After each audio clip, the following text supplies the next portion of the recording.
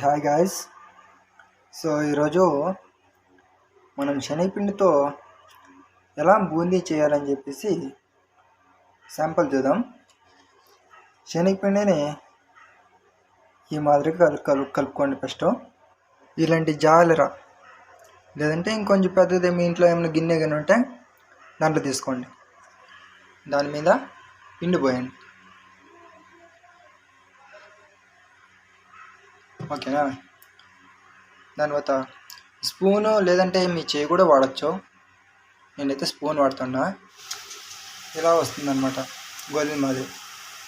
చూడండి ఎంత బాగా వచ్చాయో. సో మీరు దీంతోనే బూందీ మిక్చర్ కూడా చేసుకోవచ్చు అన్నమాట. అది ఎలా అని చెప్పేసి నెక్స్ట్ ఎపిసోడ్లో చూపిస్తాను అనమాట. ఫర్ ఎగ్జాంపుల్ ఇప్పుడు మీకు బూందీ ఎలా చేయడం, స్వీట్ బూందీ, సరేనా? దాంతో నేను లాడు కూడా చేయొచ్చండి. బట్ ఏమంటే ఇంకొంచెం ప్రాసెస్ ఉంటుంది, అది కూడా ఇంకోసారి చూపిస్తాను. ఫస్ట్ మీకు బూందీ ఎలా చేయడమో చూపిస్తాను అనమాట, సరేనా?